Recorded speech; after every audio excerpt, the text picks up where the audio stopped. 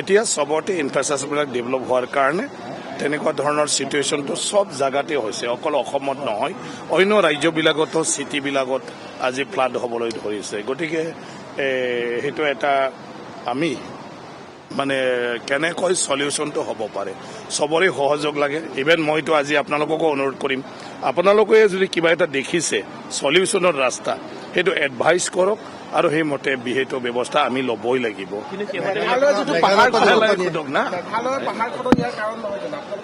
নহয় চোৱা, সেইকাৰণে মেঘালয়ৰ পাহাৰৰ খননো হ'ব আৰু অন্যান্য হ'ব।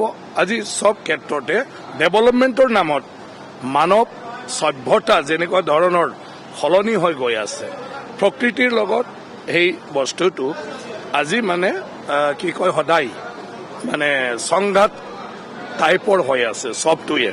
এতিয়া সেইটোৰ কাৰণে সলিউশ্যন, মানুহো ভাল জীৱন বিচাৰে, মানুহকো শিক্ষা দীক্ষা লাগে। আজি USTM তাত কৰিলে, মেঘালয় চৰকাৰে কৰিব দিলে, তাত যিমানখিনি ইনফ্ৰাষ্ট্ৰাকচাৰ কৰিলে তাৰ কাৰণে সেইখিনি এলেকাত ইনবেলেঞ্চ হৈ গ'ল চব মানে বিষয়টো, যিটো মুখ্যমন্ত্ৰী ডাঙৰীয়াও কৈ আছে। গতিকে ইয়াৰ বিকল্পটো কি আছে? কিবা যদি আপোনালোকেও দেখে, আপোনালোকেও ছাজেশ্যন দিলে মই ভাবোঁ আজিৰ দিনটোত অত্যন্ত প্ৰয়োজন।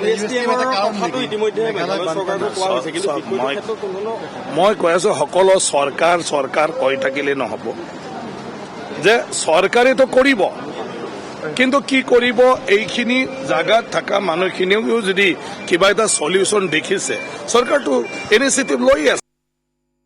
তাতে এইটো কি ক'ম, এইটো ফ্লাড টেৰৰিজিম এটা আৰম্ভ কৰিছে। ইয়াৰ ওপৰত একশ্যন হ'ব লাগে। আৰু গোটেই মই কালি বহুত ফুটেজ লৈছোঁ তাতে মোবাইলত, এইবিলাক কোৰ্টত দিব লাগে একেবাৰে। এটা আপোনালোকে চকুৰ আগত গুৱাহাটীখন দেখি থকা নাই নেকি? এই গোটেই অঞ্চলটো নষ্ট কৰি পেলালে তেওঁলোকে।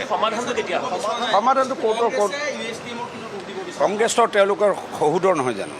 USTMৰ মালিক কোন? কংগ্ৰেছৰ সহোদৰ। এইটোতো নিজৰ পৰিয়ালৰ মানুহকতো তেওঁলোকে প্ৰটেকশ্যন দিব লাগিব, স্থায়ী সমাধানটো কৰিব লাগিব। ভাই এইটো আৰু তেনেকুৱা নহয় নহয়, আপোনালোকে এইটো বেকাৰী কেক নহয় নহয় গ'লে কিনিলে। এইবিলাক ইমান সহজ কথা হৈ থাকিলে মই দেখোন কালি 5 ঘণ্টা তাতে ফচি আছোঁ। খোজকাঢ়ি আহিছোঁ মই 5 কিলোমিটাৰ, তাৰপৰা স্কুটি লৈ এইফালেদি আহিছোঁ। আৰু সেই জেগাটোত আপোনাৰ অৱৰ্ণনীয় USTMৰ তলৰখিনি মই ভিডিঅ' কৰি দিছোঁ। চৰকাৰে পৰিকল্পিতভাৱে এই কামবিলাক কৰিব লাগে, কাৰণ এই যন্ত্ৰণা প্ৰত্যেক বছৰে ৰাইজে ভুগি আছে, বছৰ বছৰ ধৰি এইটো চলি আছে, কিন্তু চৰকাৰে গুৰুত্ব দিয়া নাই। গতিকে এইটো চৰকাৰৰ দৃষ্টি আকৰ্ষণ কৰক আপোনালোকে। আমিও ক'ম যে এইটো পাৰ্মানেণ্ট এটা সলিউশ্যনৰ ব্যৱস্থা কৰিব লাগে। কিন্তু দেখা গৈছে যে গুৱাহাটীত বাৰে বিভিন্ন নতুন নতুন স্থানত বানপানী হ'বলৈ গৈ আছে। কেৱল USTMক দোষাৰোপ কৰি থাকিলে হ'ব নে? ইয়াৰ পানী নামি আহে USTMৰ পৰা খানাপাৰা হৈ এনেকৈ সোমাই নুই কৰিব নোৱাৰি। এইটো এতিয়া পাহাৰৰ পৰা পানী নামি আহিছে, সেইটো কথাটো আমি নুই কৰিব নোৱাৰোঁ। গতিকে USTMৰ কাৰণে হৈছে নে সেইটো নাজানো, সেইটো মই টেকনিকেল পাৰ্চন নহওঁ, সেইটো মই নাজানো। কিন্তু পাহাৰৰ পৰা পানী নামি আহে, অলপ বৰষুণ দিলেই পানী তাৰ পৰা নামি আহি এটা যানজঁটৰ সৃষ্টি কৰে। গতিকে গুৱাহাটীৰ বিভিন্ন জেগাতে আছে, আমাৰ হাতীগাঁও ৰাস্তাটো আছে, তাতেও আমি পানী পাৰ হৈ আহিলোঁ। গতিকে উপায় নাই, এইটো ড্ৰেইনেজ ছিষ্টেম ভালকৈ কৰিব লাগিব গভৰ্ণমেণ্টে, কৰি ৰাস্তা ঘাটবিলাক ড্ৰেইনেজ ছিষ্টেম ঠিকমতে নহ'লে ৰাস্তাত পানী জমা হ'বই। বিভাগীয় মন্ত্ৰীয়ে কয় গুৱাহাটীত এতিয়া 2 ঘণ্টাতকৈ বেছি পানী নহয়, কিন্তু কালি যেতিয়া বৰষুণ দিলে বেলেগ এটা দেখা পোৱা গ'ল। তাকেই, অলপ বৰষুণ দিলেই পানী জমা হৈ যায়। এইটো ছাফিচিয়েণ্ট বৰষুণো হোৱা নাই, তথাপিও অলপ বৰষুণতেই পানী জমা হৈ গৈছে। গতিকে এইটো পাৰ্মানেণ্ট এটা চিন্তা চৰকাৰে কৰিব লাগিব, অন্যথাই এইটো বছৰে বছৰে এনেকেই চলি আছে, চলি থাকিব। বিফল হৈছে আৰু এতিয়া বানপানী হৈছে। এজাক বৰষুণ আহিলে গুৱাহাটীখন ডুবি যায়, ইয়াত জাহাজ লগাৰ নিচিনা পৰিৱেশ হয়। কিন্তু তেখেতলোকে কি কৈছে গুৱাহাটীৰ কথা, যে মেট্ৰ' আনিব, নহয়নে? বাজেটত মেট্ৰ' কথা কৈছে। এইকাৰণে এইখন চৰকাৰ সম্পূৰ্ণৰূপে বিফল হৈছে। গুৱাহাটীখনকে তেখেতলোকে লাষ্ট 10 বছৰে এই বানপানীৰ সমস্যাটো সমাধান কৰিব পৰা নাই। আৰু তেখেতলোকে বৰ কথা বাজেটত কি কৈছে, মেট্ৰ'ৰ কথা কৈছে। সেইকাৰণে মই কৈছোঁ যে এইখন চৰকাৰে সকলো ক্ষেত্ৰতে মানুহক কেৱল ঠগি আছে আৰু কেৱল এটাৰ পাছত এটা সপোন দেখুৱাইছে। USTMক দুখ দি থাকিলে হ'ব নি? তেখেতে চলিউশ্যন কৰক। এইটোতো আমাৰ যিটো যোৰাবাটৰ পানীটো সেইটো মানে আজিৰ নহয় যে এজাক বৰষুণ দিলে সদায় হৈ যায়। কালিতো 5 ঘণ্টা 6 ঘণ্টা ব্লক হৈছে। আমিও এই বানপানীত এনেকৈ ঘূৰি গৈছে কেতিয়াবা, আমি আমাৰ নগাঁৱলৈ ঘূৰি গৈছিলোঁ। সেইকাৰণে এইখন চৰকাৰে কেৱল কাৰোবাৰ ওপৰত দুখ থাপি দিলে নহ'ব, তেখেতলোকে বিহিত ব্যৱস্থা লওক। যোৰাবাটৰ পানীটোৱে যদি তেখেতে ঠিক কৰিব নোৱাৰে, বাকী কালি যেটো ফ্লাড হৈছে আপোনালোকে জানে, মেঘালয় গভৰ্ণমেণ্ট হওক আমাৰ অসম গভৰ্ণমেণ্ট হওক, আজি সেইটোতো মেঘালয়ত হৈছে।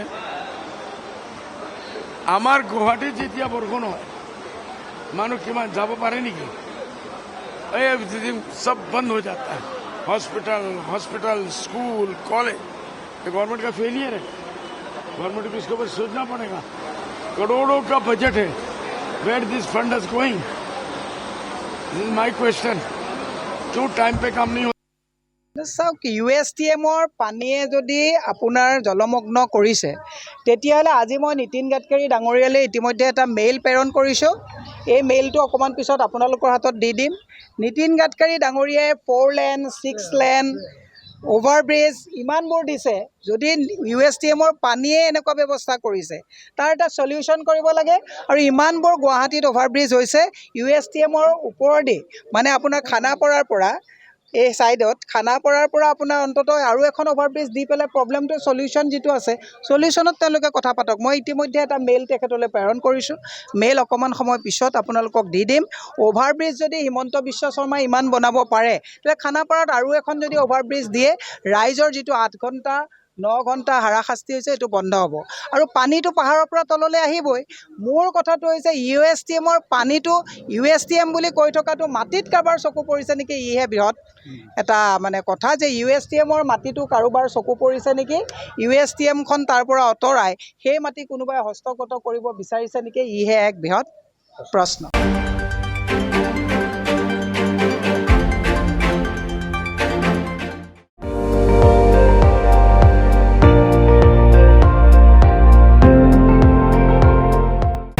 আপুনি চাই আছে ND24, সৰ্বশ্ৰেষ্ঠ নহয় সৰ্বোত্তমৰ দৌৰ।